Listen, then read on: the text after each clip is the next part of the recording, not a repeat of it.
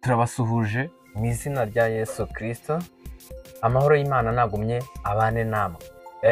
N'ubundi twagarutse turi ubwoko bw'Imana, duterwa ishyaka no kwiga ijambo ry'Imana no gusobanukirwa icyo Imana Data wa twese idushakaho, kugira ngo dukore igikwiriye nk'abazagororerwa ingororano mu bwami bwa Data nk'abana b'Imana. Rero n'ubundi muri kumwe na Sibomana Anastase, ndagarutse kugira ngo tuganire ku cy'ijambo ry'Imana rivuga. Uyu munsi ku byo tugiye kuganira, tugiye kureba n'ubundi dukomeje cya cyigisho cyacu, tugiye kureba akamaro ka Bibiliya, umumaro wa Bibiliya. Yego, niwo tugiye gukomerezaho tureba. Ube maso kandi nurambirwe ni akanya gatoya, kino kiganiro turagikora, ugitangire unagisoze kugira ngo wumve umumaro wa Bibiliya ufite, cyangwa Bibiliya wumva ni iki, ikora iki, imaze iki nyirizina. Imana yacu igumye ibane namwe kandi ibambike imbaraga. N'ubundi turi ubwoko bw'Imana. Ubwoko bw'Imana buboneka impande n'impande ku isi kubw'ubuntu bw'Imana muri Kristo Yesu, kuko mbere ubwoko bw'Imana cyangwa abacu babonekaga mu gihugu cya Isiraheli gusa, ariko ubu ngubu kubw'ubuntu bw'Imana muri Kristo Yesu, igihugu icyo ari cyo cyose ku isi habonekamo ubwoko bw'Imana. Ku mugabane wa Afurika, Amerika, Aziya, Europe, Australia, impande n'impande usangayo ubwoko bw'Imana kubw'ubuntu bw'Imana, ubiheshejwe n'iki? Na Yesu Kristo gusa. Ese Yesu Kristo aguhesha kuba umwana w'Imana cyangwa kuba ubwoko bw'Imana gute? Nuko wizera yuko ubwo yapfaga yazize ibyaha byawe, igihano cyari kiri kuri wowe cyagiye kuri Yesu Kristo. Iyo wizeye ibyo ngibyo nk'uko biri, icyo gihe ubabaye umwana w'Imana, ndetse ubabaye ubwoko bw'Imana. Ndetse mu kiganiro cyatambutse nuba twarabikomojeho, yego, ubwo nari ndi kumwe na Mishayeli azwi ku izina rya Papa Shami, turimo kureba igihesha umuntu kuba ubwoko bw'Imana nyirizina. Yego, hari n'ikindi kiganiro kizabonekaho kigumya kibisobanuraho mu buryo bwimbitse. Niyo mpamvu ugomba kuba maso kandi ukagumya ukabana natwe 5 kuri 5. Bishatse kuvuga iki? Nimba waramaze gukora subscribe, ukaba ugomba kubona ikiganiro dushyize kuri iyi channel buri gihe, turabigushimiye cyane. Ariko nimba utarakora subscribe, wayikora kugira ngo buri kiganiro cyose dushyizeho kijye kibasha kukugeraho, kandi kugira ngo mu gihe kikugeraho nawe ubashe kugisangiza abandi, kugira ngo dufatikanye ivugabutumwa bwiza. Rero iki kiganiro bitewe n'ibirimo byimbitse kandi bikenewe mu by'ubwami bw'Imana, cyangwa kugira ngo abana b'Imana babe bashyitse, gikurikirane, ukirangize, gitangire unagisoze, kugira ngo ubone n'icyo wasobanurira abandi. Imana yacu ihabwa icyubahiro. N'ubundi intego y'ubwoko bw'Imana ni uko kumenyekanisha ukuri kw'ijambo ry'Imana uko riri, by'umwihariko kumenyekanisha inzira y'ukuri ijya mu ijuru. Yego, Imana ishimwe cyane. Reka tugiye kuganira ku kiganiro n'ubundi kivuga kuri Bibiliya. Tugiye kureba akamaro ka Bibiliya mu gihe kitari kinini cyane, kitarambiranye. Reka turebe ibi bibazo tugiye gusoma cyangwa tugiye kuvugaho, urebe nimba wadufasha ukaza kubisubizaho muri comment, cyangwa nawe niba ari ikibazo wabaza nawe ukacyandika muri comment. Ariko habeho gufashanya, ibibazo ngiye kubaza nawe udufashe ubisubize uko wumva ubisobanukiwe, wifashishije cyangwa ugendeye kuko ubitekereza wifashishije Bibiliya. Reka turebe icya mbere, kirabaza giti mu magambo yose wumvise ni irihe jambo wahaye agaciro? Yego, mu magambo yose wumvise ni irihe jambo wahaye agaciro? Kabiri, ijambo wahaye agaciro ninde warivuze? Ijambo wahaye agaciro ninde warivuze? Yego, dukomeze. Gatatu, ijambo wahaye agaciro warishyize mu buhe bubiko wizeye? Ijambo wahaye agaciro warishyize mu buhe bubiko wizeye? Kane, ijambo wahaye agaciro rifite akahe kamaro? Ijambo wahaye agaciro rifite akahe kamaro? Wadufasha ukadusubiza muri comment. Yego, turebe n'ahandi icyo havuga. Yego, ijambo wahaye agaciro rimaze rimaze kukugeza kuki wakwereka abantu. Ijambo wahaye agaciro rimaze kukugeza kuki wakwereka abantu. Yego, dukomeze. Tubwire, hagati y'umukiranutsi n'umunyabyaha wowe urinde. Tubwire, hagati y'umukiranutsi n'umunyabyaha wowe urinde muri abo ngabo babiri. Yego, muri komenti wadusubiza ukatubwira n'impamvu z'igisubizo wasubije kugira ngo habe gusobanukirwa. Turimo gufashanya. Yego, dukomeze. Ikindi kibazo, ni ubuhe burinzi bwabuza umuntu gukora icyaha? Ni ubuhe burinzi bwabuza umuntu gukora icyaha? Dufashe udusubizo. Yego, ikindi kibazo, tubwire, ni iki cyatuma umunyabyaha aba umukiranutsi? Ni iki cyatuma umunyabyaha aba umukiranutsi? Yego, murakoze cyane. Ni karibu muri komenti mudusubize, ndetse nuwaca inbox ntacyo bitwaye ugahamagara kuri iyo nimero cyangwa ukandika kuri WhatsApp y'izo nimero ziboneka. Yego, kuri kino kiganiro winjiye muri YouTube uraza kubibona n'ubundi. Yego, watugezaho igisobanuro, ariko tugiye kurebera hamwe dufatikanye tuganire kuri ibi ngibi. Bene data, nagira ngo mubwire ngo igihari ni ukumenya ukuri guhari. Bibiliya ishatse kuvuga iki?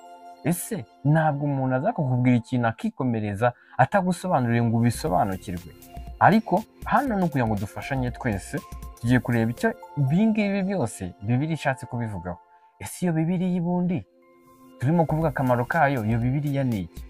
Yego, ubundi nabyo wabidusobanura ukadufasha. Ariko iyo turebeye hamwe, Bibiliya usanga ari igitabo kibumbatiye hamwe ibitabo n'inzandiko, bikaba bivuga ku mateka, ku by'uyu munsi n'iby'ahazaza, byanditswe n'abantu batandukanye. Yego, kandi abo ngabo batandukanye babyanditse bakaba baragiye babyandikira n'ahantu hagiye hatandukanye. Kandi Bibiliya turasanga harimo n'iby'Imana yavuze. Yego, tugiye gufashanya turebe iri jambo ry'Imana riraza kubisobanura, tureba n'aka kamaro ka Bibiliya cyangwa akamaro k'ijambo ry'Imana. Tugiye kurira muri Zaburi y'119 ku murongo wa 11 haranditswe ngo, yego, nabikiye ijambo ryawe mu mutima wanjye kugira ngo nagucumuraho. Mu gihe urimo gusubiza bya bibazo twabajije, uraza kwifashisha rino jambo, riraza kuguha ibisubizo byinshi cyane muri biriya twabajije. Muri Zaburi ya 119 ku murongo wa 11 haravuga ngo, nabikiye ijambo ryawe mu mutima wanjye kugira ngo nagucumuraho.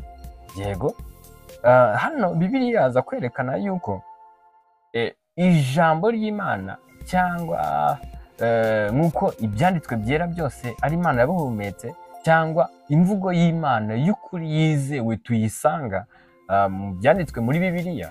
Turasanga rero yaravuze ati, nabikiye ijambo ryawe mu mutima wanjye kugira ngo nagucumuraho. Yego, akamaro k'iri jambo nyirizina bise bitwereka nuko iryo jambo ry'Imana rizakubuza cyangwa ritazatuma ucumura ku Mana, cyangwa ritazatuma ukora ibyaha bigatuma ugomera Imana. Kuko icyaha, ijambo rivuga yuko icyaha ari cyo bugome. Bishatse kuvuga iki? Kugira ijambo ry'Imana cyangwa gutunga ijambo riri muri Bibiliya, ibyo ngibyo bigufasha kuba utacumura ku Mana cyangwa utakora ibyaha ku Mana, cyangwa Imana bituma Imana itakubara nk'umunyabyaha ariko ikubara nk'umukiranutsi. Biturutse kuki? Ku byanditswe muri Bibiliya. Nk'uko ijambo rivuze ngo, nabikiye ijambo ryawe mu mutima wanjye. Aho ngaho n'ubundi mubishemo bya bisubizo, ububiko bw'ijambo ni ubuhe bwizewe? Mu mutima wacu. Yego, ngo kugira ngo nagucumuraho. Aha ngaha rero kuri uyu mumaro wa Bibiliya urasanga ijambo ry'Imana nurisoma riraza kukwereka nyirizina, riraza kukwereka inzira iguhesha gukora icyiza. Bibiliya iyo nuyisoma cyangwa nuyiga, iraza kukwereka buryo ki uraza kubaho mu buzima Imana itakubaraho nk'umunyabyaha cyangwa itakubara nk'umunyabyaha, itakubaraho icyaha. Kubera iki? Bibiliya, ubutumwa bwiza, urayisomye ikumenyesha yuko uri umunyabyaha. Ukimara gusobanukirwa ko uri umunyabyaha, icyo gihe Bibiliya iraza no kukwereka yuko wowe ubwawe ibihembo by'ibyaha ari urupfu, yuko ukwiriye gupfa. Kubera iki? Uri umunyabyaha. Ariko Bibiliya nayo ikomeze ikwereka yuko hari uwagukiza, kubera ko Bibiliya kwereka yuko wowe ubwawe utabasha kwikiza.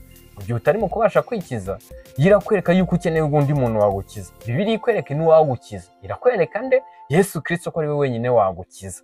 Nimara kukwereka ko Yesu Kristo wenyine ari we wagukiza, icyo gihe ukamwemerera akagukiza nk'uko ijambo ribivuga, icyo gihe nibwo uraza kugira gute, utari buze kugaragara ko uri umunyabyaha ubiheshejwe na rya jambo.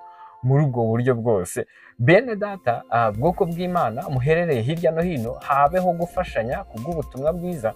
Mugenzi wawe muri kumwe cyangwa n'inshuti zawe ziri kure, ubasha kwandikira, ubasha kohereza message, ubasha kwandikira kuri WhatsApp, muhe iyi link y'iri jambo cyangwa ubundi butumwa bwiza twagiye twigira hamwe mu biganiro byatambutse.